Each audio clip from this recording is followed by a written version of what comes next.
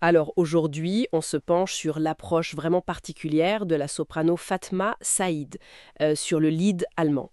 On va s'appuyer sur ce qu'elle a dit elle-même à propos de son dernier album. L'idée, c'est un peu de décrypter sa philosophie, cette façon de mettre le texte, l'expression vraiment au premier plan.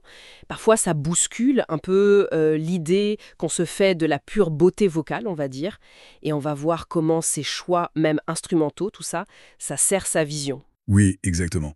C'est une démarche fascinante. On va regarder plusieurs choses.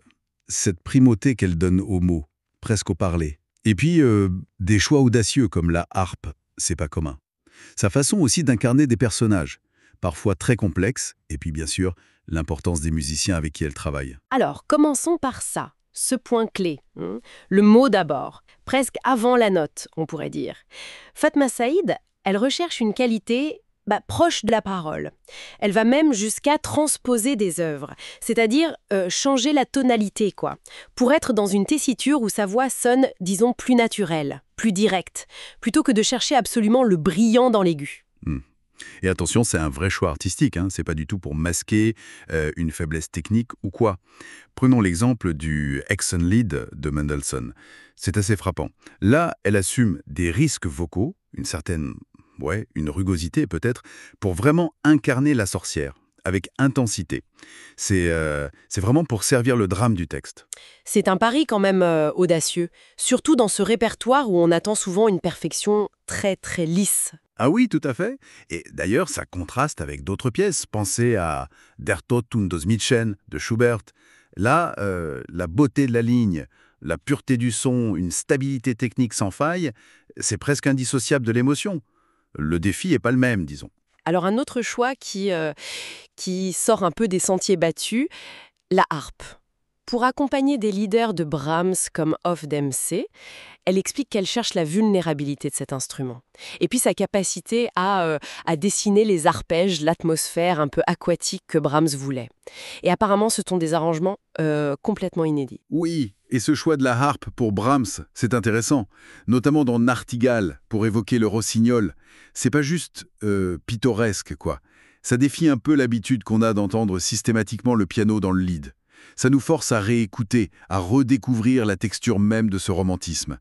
Et donc, la collaboration avec la harpiste Annaline Poplutz, qu'elle décrit comme très parlante, elle devient essentielle pour que ça fonctionne.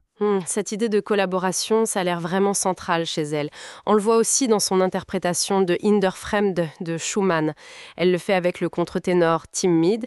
Et là, le contraste entre leurs deux voix, ça sert directement l'histoire tragique des deux amants. Tout à fait.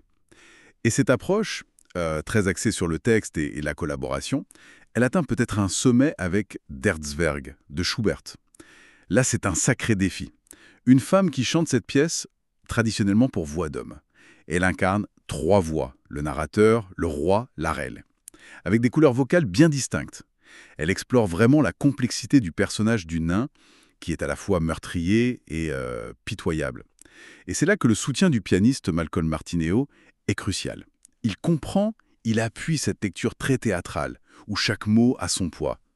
C'est vraiment un bel exemple de collaboration au service d'une interprétation très forte. D'accord. Et même pour un lied comme Stenchen de Schubert, qu'elle chante avec l'ensemble vocal Ciala, l'objectif, c'est pas tant la perfection formelle, si je comprends bien. C'est plutôt de créer une atmosphère particulière, un peu comme une musique faite entre amis, intime, presque improvisée, pour traduire cette joie un peu secrète d'un amour protégé. Encore une fois, c'est la collaboration qui donne cette couleur. C'est ça. Et même quand elle s'attaque à des monuments, hein, comme Frühlingsglaube de Schubert ou Wiedmund de Schumann, sa quête, c'est toujours celle d'une justesse expressive, mais personnelle.